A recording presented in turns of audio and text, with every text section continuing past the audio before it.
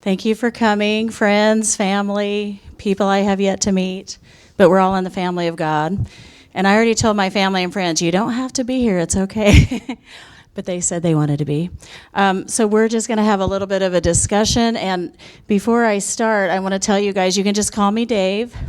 Not literally, but how many of you guys know Dave Ramsey? Maybe not personally, but you know of him. He basically has made a ministry and an empire out of giving practical advice. He says that. He said, I did not invent financial advice. I'm just telling you what your grandma told you, but I keep my teeth in, is his little catchphrase. So my family and I did not invent like how to raise mission-minded kids, but I just gathered things that, you probably already know, or you're going to know things I don't know, and hopefully we'll have a little time to share at the end. So yeah, just call me Dave. The Dave Ramsey of missions. Okay, so my name is Michelle Murray, and my husband Clive and I have 5 kids. I was raised in a very ministry and missions-minded family, although I didn't always participate in it. And if you want to read about my little prodigal story, I do have a book called Tales from the Midway. It's on Amazon. But the turning point for my own personal family, my husband and I, was in 2008 at what was then called the National Missionary Convention, which we still accidentally call ICOM, the National Missionary Convention. It was in Tulsa in 2008, and we had never gone before, but it was close to where we lived, so we're like, yeah, the whole family's going, the church is going, let's go. And it was the most impactful thing that we had ever gone through as a family. The kids loved the kids part. My teens, as much as teens can love things, loved the teens part. And my husband and I got a lot out of the workshops, which I don't know about you if you have a spouse, but we usually end up going to different tracks, and then we meet back together and share what we heard in different workshops. So we're intensely talking on the way home from the missions conference. Like, it literally changed what was important to our family, what was important to us, and what we were going to do. And one thing that my husband proposed, because we, as you know, that the wonderful, exciting exhibit hall where you can pick up all kinds of information about missions literally around the world. So we had all this information, and we had heard all these great speakers.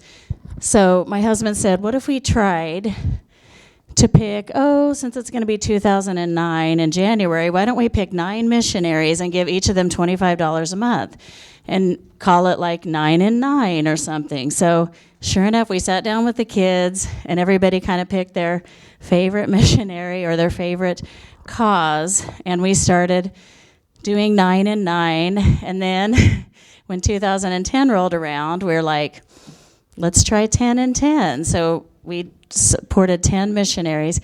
We went 11 and 11, but then we moved in 2012, so we had to pare it back a little bit. We reached our limit for a while, but eventually maybe we'll be able to do, like 14 and 14 or something. Who knows?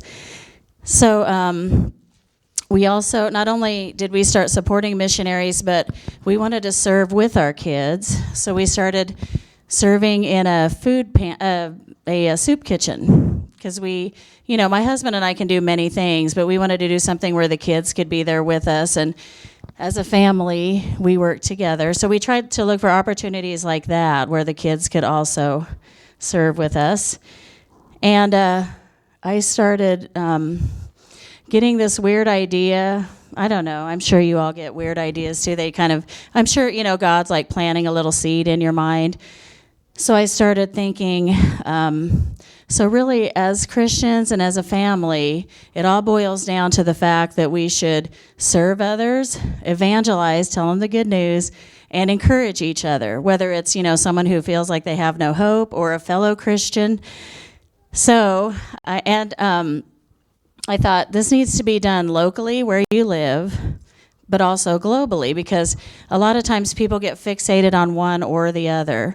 Like, I can't worry about the people across the ocean. What about my own neighborhood? Or the other extreme, what about the starving kids in Africa? But it's kind of a both and, not an either or. So the concept of SEE LocalGlobal was born, and I didn't even know why. I remember I was talking to one of my sisters, and I said, I have this idea of something and calling it SEE LocalGlobal, and she's like, why, and what do you want me to do about it? I'm like, I don't know, I just have this idea. And we have a very creative sister, a second sister, that I will point out in a minute. And she came up with this little logo, and I bought the rights to SEELocalGlobal.org, and I started posting all of the cool things and ministries that I learned about from missionary convention to missionary convention, or over Facebook, or through friends. So that is sort of how it started, whatever it was. And these are kind of little and blurry, so don't worry about it. But it's basically, I pulled about 10 scriptures about serving, 10 about evangelizing, and 10 about encouraging, just to kind of guide my thought process. So you don't have to worry. I don't expect you to be able to read those. Although these PDFs are available free for download if you go online. Okay, so now getting to us and our purposes for today, now that you kind of know a little bit about me, a little. Basically, I'm defining being missions-minded as having an expanded awareness of and an involvement in missions and ministry. And that's what we are hoping. I mean, and obviously we all are missions-minded, or we probably wouldn't be here. But to instill that into our kids, to people in our home churches, et cetera, to people in our family, that's kind of the goal of what missions-minded means to me. And then we're like, so why? Why be missions-minded? Well, the first, Matthew 28:19-20, the Great Commission, we're all commanded to go and tell and make disciples. And then Matthew 16:21 and Luke 12:34, where your treasure is, there your heart will also be. So if we're putting our time and resources into whatever, that's really what our treasure is. So hopefully we're all putting our resources into ministry. Okay, and this, if you can't read this very well, I have a little card you can pick up later that shows this. This is some statistics I found online, and then our creative sister put it into a cool graph form. And it's basically, I won't read it to you, you can pick it up later, but it's basically showing the insane amount of money that young kids in America spend on clothes, entertainment. And I was, last night's sermon where he was talking about how much U.S. Americans even spend on their dogs and cats was like, wow. When you think about what human beings that could help, that's really powerful stuff. And then the last one is the proportion of time they spend in leisure versus the time they spend helping other people. And so basically we want to affect a generation and kind of flip those numbers. I mean, wouldn't it be cool if those numbers were, you know, amount of money sent to orphans, amount of money sent for Bibles, amount of money sent for linguists to translate a Bible into a new language. I mean, that would be an exciting chart to write. And if it was 6 hours a day spent serving others, and then 6% of them spent time on leisure activities, not that those things are bad, but it's about priorities. Let's see. One thing about being missions-minded is that your actions speak louder than your words, because who's going to say, I don't believe in missions or I don't believe in ministry? It's easy to talk, but they say that what is in your checkbook and what's on your calendar reflects your priorities. If it's, you know, whether it's giving or whether it's on entertainment or whatever, is your calendar filled with activities and busy work things, or is it volunteer type things? And it has to be intentional on the part of churches and families, because kids will pick up on it in families, but yes, also in churches. What the church calendar shows also shows the priority of the church. And I was thinking what we pass along without meaning to, and this is just a weird, dumb little story, but I have a little 7-year-old, And one time, I don't know, maybe a year ago, she was washing her hands, and then she said, "Oh, I forgot to do it right." And I'm like, "What do you mean?" And she said, "You're supposed to flick your fingers 3 times like you do." And I thought, I never said, like, "Watch me wash my hands," and then you flick, flick, flick. But in her mind, like, I guess just watching me wash my hands, to her that was the correct way to wash hands. So kids are watching and learning whatever we're showing them, not necessarily what we're telling them. And then there's this old story about a family who had a pot roast recipe. And the recipe, they always cut the ends off of the pot roast and stuck it in the pan and cooked it. And one of the younger kids finally was like, "Why do we cut the ends off?" And they're like, "I don't know, my mom always did that." So they followed the chain up to the oldest woman in the family. And she said, "Well, I don't know why you do it, but I did it because my pan was little."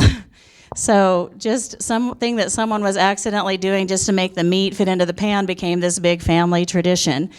So whether you do it intentionally or unintentionally, you're passing what's important or what we do onto your kids.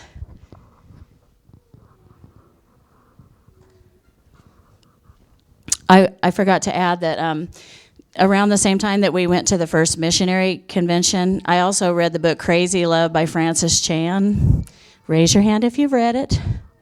If you haven't, go get it right now and read it now. It's a really easy read, but it's really deep and powerful.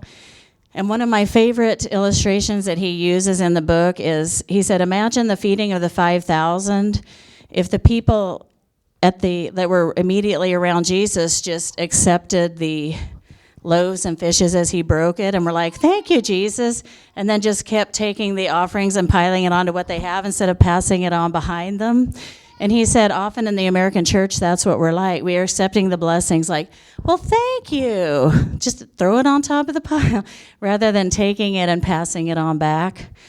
So again, actions speaking louder than words. Okay, so now on to some practical tips that you could use. First of all, getting kids involved, like missions needs to be a real thing, not like a concept, not a Disney film or something. And of course, the ICOM is like ripe for that. My kids love it and look forward to it every year because they're with all kinds of kids from literally all over the world. They love buying the little marble people. If you have kids, you too might have been at the Marble People booth. It's little people made out of marbles that they sell, and it funds a mission in Chile. So every year, and then their cousins are here for the first time, and so they've already visited the Marble People table. But it's a very real thing, and it's something they look forward to coming to every year. In Joplin, Missouri, that's the headquarters of Rafa House. Have any of you guys, raise your hand if you've heard of the Rafa House? Okay, good. Most of you have. It's where they rescue, especially over in Asian countries, like girls that are in sex slave situations, and try to basically let them be kids, teach them a trade and things like that. Well, in their home office, they have a prayer gallery that is very powerful.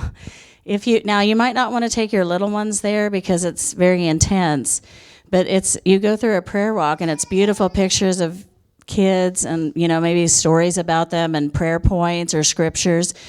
And they also have a little replica of a room, like what a room in a brothel is like. And you can go into it, close the door, and you just imagine that a little girl is locked in that. Like it's not just a room that you can be like, "Oh, we're standing in a room, and then now let's go have lunch." But that's her life. It's very powerful. Something to take older kids to, and definitely older youth groups too, I would say. Pioneer Bible Translators they're on a shared campus down in Dallas, Texas, and they have a cute little thing, and it's not even really that big, which I guess one of my points is it doesn't have to be huge things, but they have like kind of like a linguistic museum type thing, and outside there's replicas of different houses, like what a house in Papua New Guinea is like, and some little statues and things like that, and just something like letting your kids play around there. My kids loved it. It was just this little thing that we actually were waiting for my sister to do something on campus, and they remember that, and they're like, "Can we go look at those little houses again?" So if you're ever around Dallas, check that out.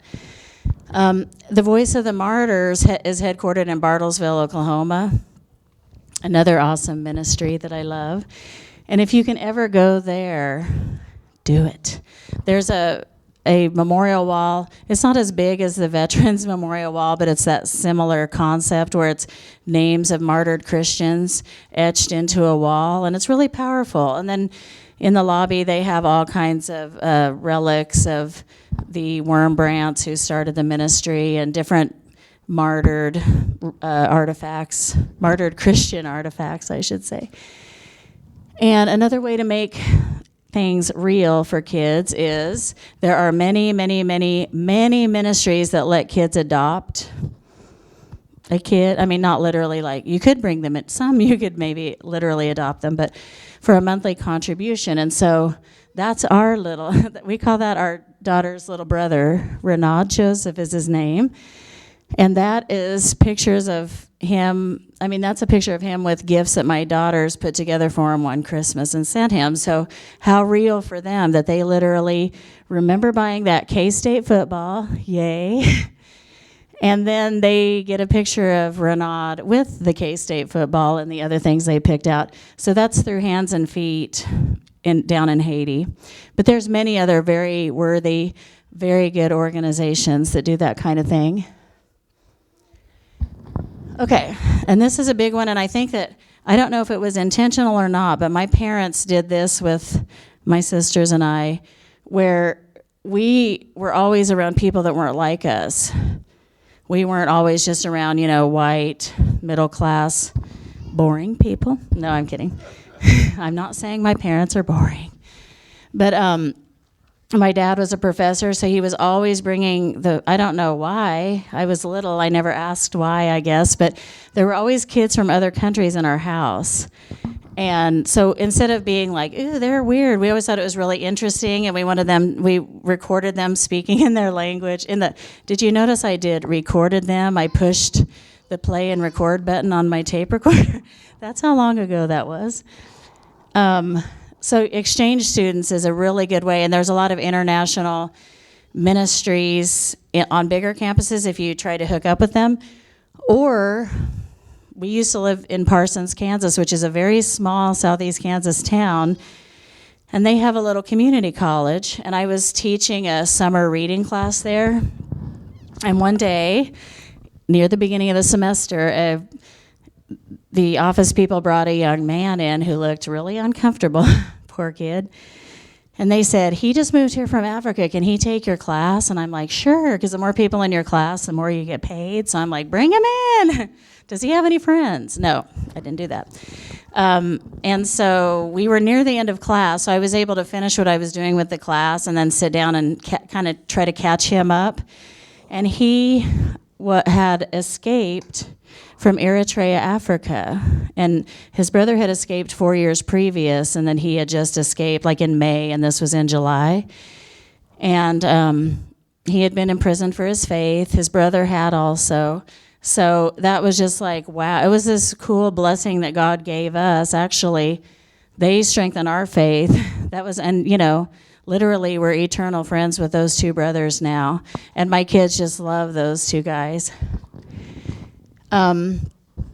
Experience different cultures, go into different settings for, just so they're used to trying different foods, seeing different traditions, understanding there's different ways of doing things.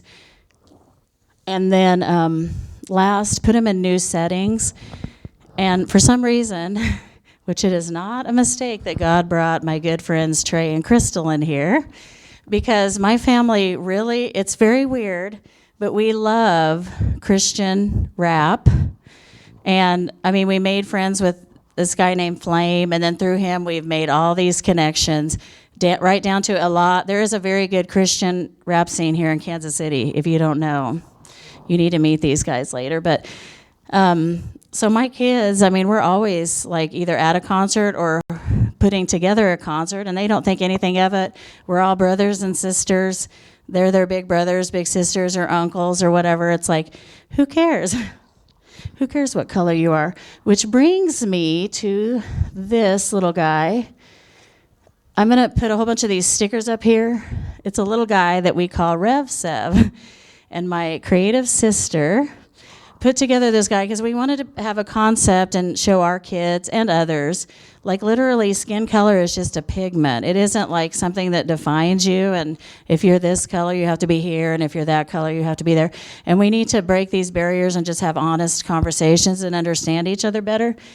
And his name is Rev Sev because he's based off of Revelation 7:9. The whole, every race, tribe, tongue, and nation will be around the throne of God. So since we're going to be together for eternity, let's start, as Flame says, have a dress rehearsal here on earth. So these will be up here. If you have like kids or you know somebody that would like these stickers, just grab a few. They're really cute. We don't know what we're going to do with Rev Sev, but we're going to do something with it. So maybe someday you can say, hey, I was there at the beginning of that. It's the latest Not of This World movie. Maybe not. But maybe. I literally, my husband and kids and I, the day before the missionary convention, ICOM, there I go again. We moved from North Dallas, put our stuff in storage in Wichita, Kansas, and then came here. So we kind of don't have a house right now, but it's okay. It's all working out. It's a long story, but we're supposed to move. God put it together. So down in Valley View Christian Church in Dallas, which was our home church until 2 days ago, our children's director is a wonderful woman named Jamie. And we have a lot of kids from an area town home come in, like a low-income home. And it's just everyone's together, whether it's like someone who literally never has been in church to all of the preacher's kids that were born in church and are in church every time the doors are open. And she just has such a great way of like blending all of the different experiences of the kids so they're all learning something and getting something out of it. And she was telling me how they went back and visited their home church, which is, if I'm not mistaken, I think she's from Lexington, Kentucky. But she said they happened to be there a day they were having an outreach in a neighborhood apartment building. So she thought, hey, let's go check out that ministry. So they went, and she said that the church that she was with, people were kind of uncomfortable because it was a new thing. And she looked, and her son was off just playing with all the kids. And they're like, aren't you nervous? You don't want to know where he is all the time? And she's like, nope. He's used to playing with any kid anywhere. It doesn't matter. And I thought that was such a beautiful story because that's what it should be. Not like we have to, keep our eyes on things and be super careful just in case. Okay. Another good suggestion is to surround kids with good materials and good information. Again, ICOM is such an awesome place to get, a pamphlet from you could go home with literally hundreds of pounds of papers if you wanted to. You might not be able to get home, but you'd have a lot of paper. The Voice of the Martyrs, I put the website up here. It's kidsofcourage.com. They have really good materials. You can download a lot of it for free. Different activity books about different religions, different countries, all kinds of stuff. They have a lot of prayer-type posters. Sorry, my prop isn't working very well. Okay, they mail out a lot of really good information and have a lot of good posters and materials. So we always have things like this hanging in our house. So the kids are used to seeing, who we need to pray for, what a restricted country means, what being a martyr means, things like that. So I would highly suggest going on the Voice of the Martyrs website. There's also a thing called CGI Kids, which is an offshoot of Center for Global Impact, I think out of Indianapolis, Indiana. And they have a really neat website, very neat. It has a calendar where it has suggestions for things they can do every day. Because a lot of times some kids feel like, when I grow up, I'm going to be a missionary. But it's showing them, like, you can be it now by doing X, Y, and Z. And they fund a lot of trips. And then they they have videos of, like, there's one video of a man that's showing, he's standing in a village with a water purifier that a class had raised the money for. Like, he was showing them here's what you bought, and here's where I am, and here's the people this is going to help. And I just thought that's so powerful for a kid to see, like, I did that. That's neat. And then shameless plug for SEELocalGlobal.com, which is the whole, how I told you, this whole SEE Local Global thing that I started with SEELocalGlobal.org and posting about ministries. Well, my sister Mona, Wave Mona, she didn't want to. I told her, you can stand up here with me. And she goes, no, I'm the silent person that sits in the back. She's the creative one. But she and I would always talk about materials we wish we had for our kids. And so eventually we're like, want to try to make some? So we didn't plan it. It just accidentally happened that we did plan. Like there's a little journal for kids, and there's a tin with some memory verses. And then we started a quarterly missions magazine called Mission SEE, which is up here. You can take a look at it later. And it's, oh, there you go. Vanna is holding it up. And those are that's the summer issue, which was the first one, and then the fall issue. And the winter issue is being put together as we speak. Well, not literally, but in this general time frame. And it's just us basically finding out how ministries started so that kids and families can see, well, that's not that hard. Because sometimes if people can't imagine something happening, they don't even want to try. But if you're like, here's a kid that made some cookies and raised $200. Oh, I could do that. So it's kind of just sharing that and inspiring kids and families to dream and think and be obedient to what God has for them. So check out that website sometime if you want. And Christian biographies are wonderful. There's a really good series called the Christian Heroes series, which I was going to bring a book, but since we packed, who knows where it is really. But there's tons of books, tons, and I'm an adult, and I enjoy. They're written for young adults or maybe even older kids, but anybody could like them and be inspired by them. And it's just all the great stories of, how somebody became a missionary and fought all the odds. Oops, I'm sorry that my TomTom wants to update right now. And I remember when I was little, Corrie ten Boom's biography, like I literally read it at least 10 times, The Hiding Place, where she and her family hid Jews and then they were arrested. And so I've always loved biographies, so I just think that it's through stories that we get excited and inspired, I think. And then you think, well, I could do that too, probably. And then there's a book called Operation World. It's a book and a website. And again, I wanted to bring the book, but it's really big and heavy. But it's literally a book of every country in the world. And it has information about how many people are Christians, what other languages are spoken, what's the primary religion, etc., and areas that need prayer. But if you don't want to buy the big book, you can go on the website, and I actually get like a daily prayer item. Like they'll say the country to pray for the day is, and then they'll give you some guidance on different things to pray for. So this is just a little sampling of some of the good materials that are out there. Okay, so along with biographies of like people in the 1800s did this and this and that, there's a lot of modern day people too. And I hesitate to use the word heroes because they wouldn't even want to be called heroes. Like somebody who's a missionary isn't doing it, so like, hey, look at me, buy my t-shirt. It's, they're following God's call, so we'll just call it good examples of what a missionary can be. And one of my personal favorites, the guy up at the top, is Ash Barker. And he is an Australian, and the first time I ever heard him was at that impactful missionary convention back in 2008. And then he was also there last year. I was so excited.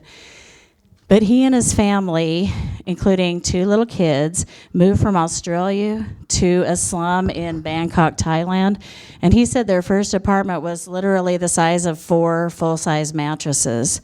And he talked about how important it is to live with the people that you want to reach instead of just step in, do your little part to help them, step back.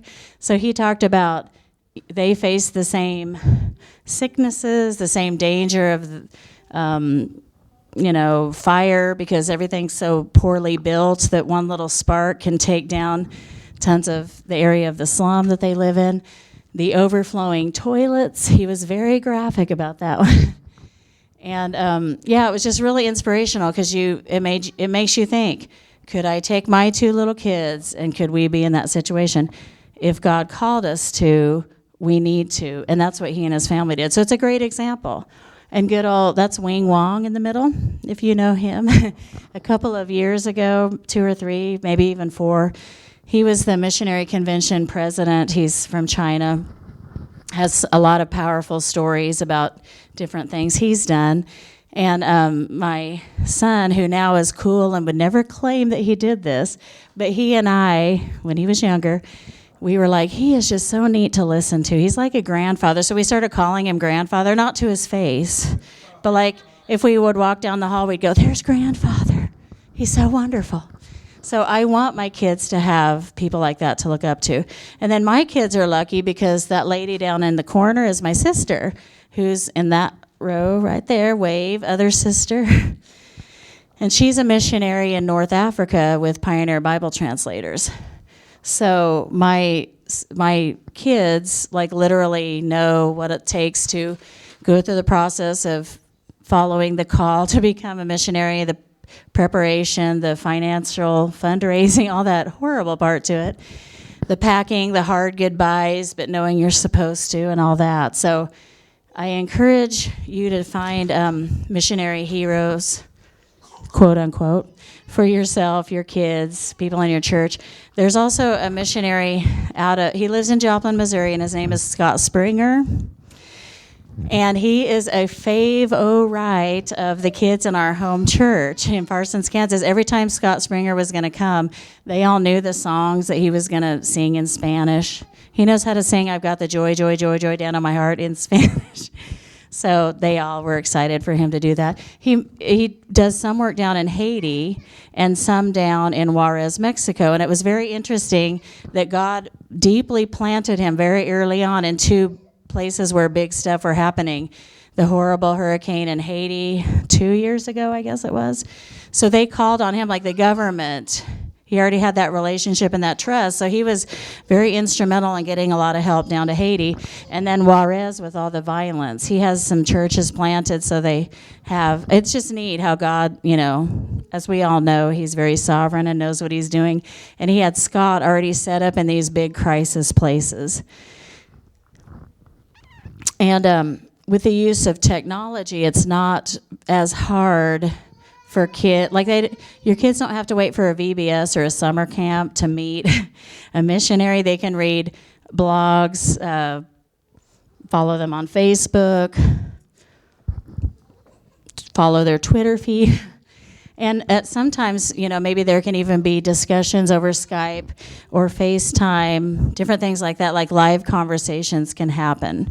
So technology has a lot of bad that came with it, but also had a lot of good, and it probably is going to help us fulfill the Great Commission, I suspect, in my not professional opinion. Okay, this isn't a fun one for Americans. Practice sacrificial giving. We're used to giving out of our abundance, and my sisters and I had this interesting conversation. Do kids naturally have a giving tendency? Or is human nature such that we all want enough for ourselves and then we give out if we have extra? And we came to the conclusion that you have to show kids that giving is important, probably. I mean, there are some kids that are naturally a little more giving, I think. But in general, there's probably a human nature component. Because one of my sisters said, think about the 2-year-old that a little kid wants to play with their toy. They're not going to be like, well, sure, enjoy. They'll be like, mine. So I think even as adults, there's kind of, when the offering plate comes around, I'll admit it. I have looked, do we have enough for lunch after church? Okay, then now here's the extra. So, we have a tendency not to give sacrificially, but to give out of our abundance or what, after our needs are met, then we can take care of others. And maybe what we think our needs are, I should say. One way that our family does it is through microloans, and we use Kiva, but there's tons of them. very good, worthy organizations. And basically, we just go on the website, and the kids get to read the biographies and look at the pictures of the people and why they want the loan, what business they hope to do. They can pick whether it's a man or a woman, what country they're from, all kinds of things. So they have ownership in who they're giving money to. And then the person pays them back. And then technically, you could take your money back, but you just reloan it technically. So each $25 loan really is used multiple times. It's a cool concept. I like the idea of microloans. My cousin's wife told me that she was reading, I can't remember if it was a blog or a book by Jen Hatmaker, about how for Christmas she gave her kids money, but it wasn't for them. It was for them to do something of their choice for someone else. And so we were both like, that's cool, we're going to do that. And so we tried that, my husband and I, for the first time last Christmas, and it was really neat. And the kids weren't like, no, I want to keep this money for myself. It was exciting for them to choose, because they got to choose like how they were going to give that money. So it was fun to see them being excited about giving. Sometimes it's daily choices. My little 7-year-old is very sweet about, if she gets any kind of extra money from her grandparents or something, later we'll say, you know, did you put your money away? Do you have your money in your purse? And she'll say, oh, no, I gave it to Ananaku. And that is the little kid that her children's church adopted, the sponsorship thing. And she does not think anything of, you know, a $5 or $10 bill, putting it in and giving it to Ananaku, this little kid from some country that I don't even remember. But that warms your heart, really, because, you know, I mean, what could she do with that $5 or $10? She could buy a lot of marble people probably here at ICOM, but she chooses to give it, and I love that. And sometimes it's way easier to write a check or say, hey, I'll pass on that information. But the last one, giving of our time, that sometimes is the hardest and the messiest. Like if there's somebody who needs something, you think to yourself, okay, here's what I needed to do. Here was my agenda for myself today. Should I do this? And when I think about people giving of their time or putting their time where their heart is, so to speak, and it's not because they're here, but my former minister and his wife, they are actually helping to raise another child of a friend of theirs that they wanted to move out of town and kind of were leaving their kids behind. It's a long, messy story, but basically the Beatties stepped up and they have taken care of Josh for a couple years, 3 years, and he's a senior. Like they've seen him through his high school years, and they're the ones that like have gone and watched him perform in his musicals and cheered him on and celebrated him, and that is giving of your time. Because they could have just said like, you know, well, here's $20. Maybe you know, just take him with you and he should be okay. But instead of their time and in their lives, they gave sacrificially. Okay, so there are some good examples of things happening, and I just have a few of them here. And this first one, it's one of my daughters, and it's also in the first issue of the Mission Sea magazine. You can read it for yourself. She called it Chloe's Cookie Challenge. She went to Superstart, which is a CIY event for like middle school kids, and she got a challenge to have a bake sale and raise money for missions. And so she decided, well, instead of a bake sale, because we lived in an apartment complex, she decided to do it like Girl Scout cookies, like do pre-sales. And then we went to Sam's and bought like 20 million pounds of flour, it felt like. But she did it. I mean, she did the asking people, which she's very shy. So for her to even walk around and ask was neat, because she was getting out of her comfort zone because it meant so much to her.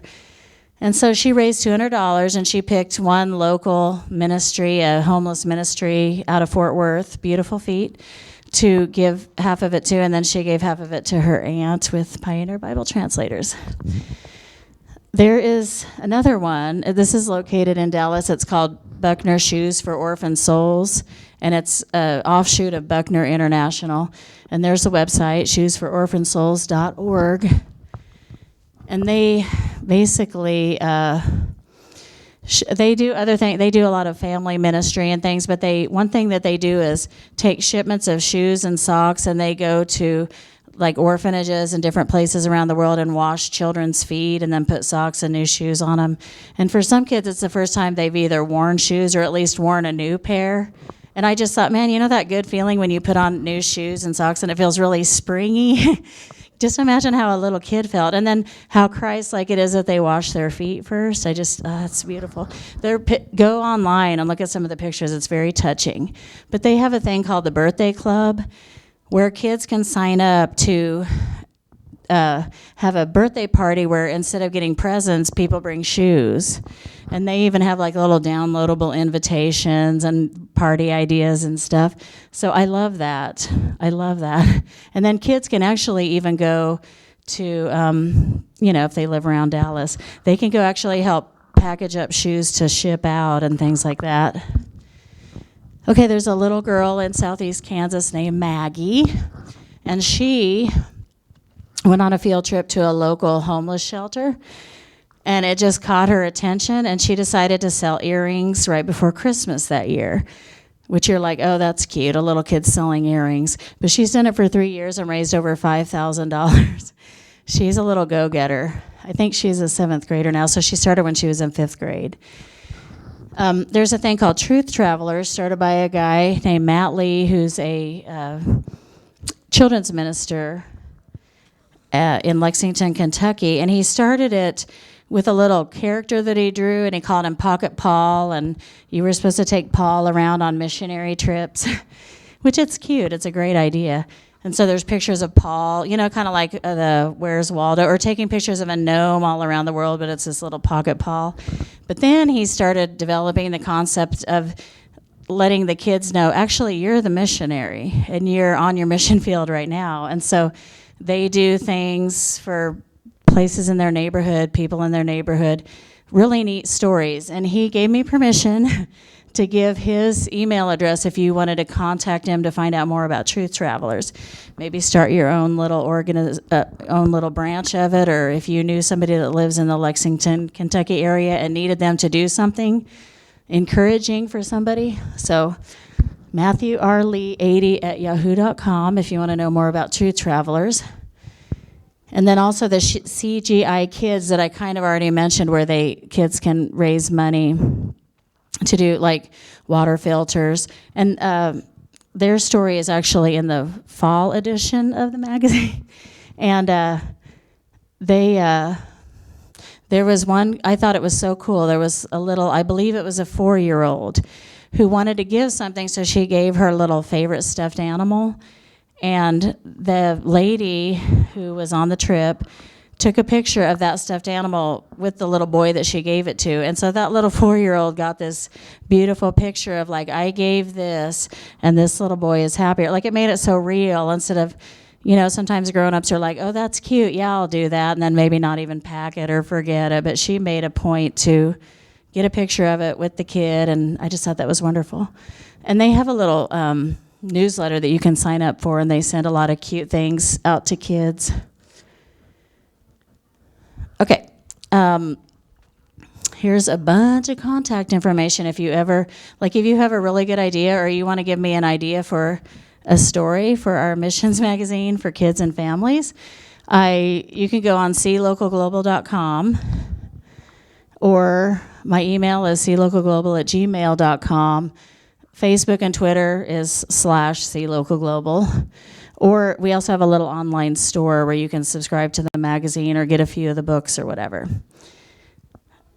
Let's see.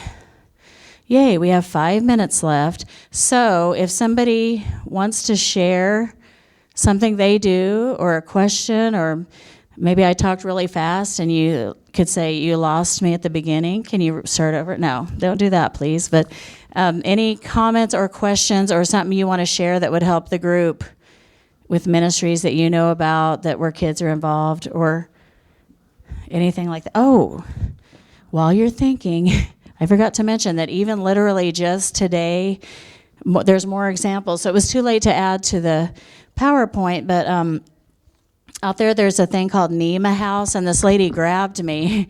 She's like, "Can I give you information, please?" And I'm like, "Sure." And then I said, "I have a missions magazine for kids." And she goes, "Can I tell you our story?" And I'm like, "Sure." And her husband 2 years ago had a business. He was a minister and retired.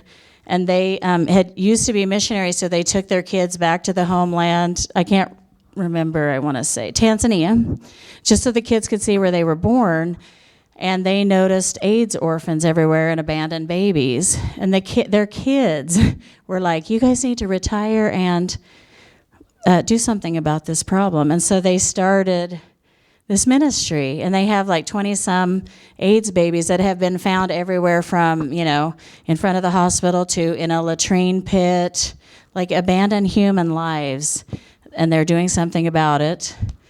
So I thought that was very awesome, and I'm like, I will definitely give you a shout out. So go check them out, because it's new. They said, like God put this on, God pushed us into this. We don't know what we're doing, but it's coming together, and we just need more people to know about it, because they accept people to come and work for them and things. So feel free to go check out NEMA House. Can't remember what row they're on, but you can find them. And then my sisters talked to a little girl. Some of you might have been by this booth, Kindy's Cows of Grace.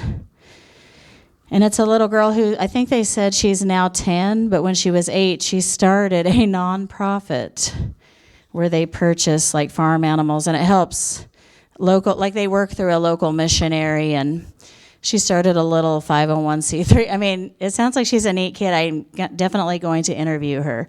But more examples literally just today of idea, like people following God, following an idea, or following something they're talented at.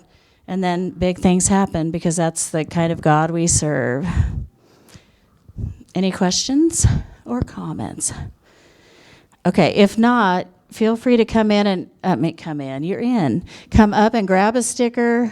If you want to purchase any of the books, or if you want to subscribe to the magazine, you can take 2 of the issues, and then I'll send you the rest of the subscriptions as they come out.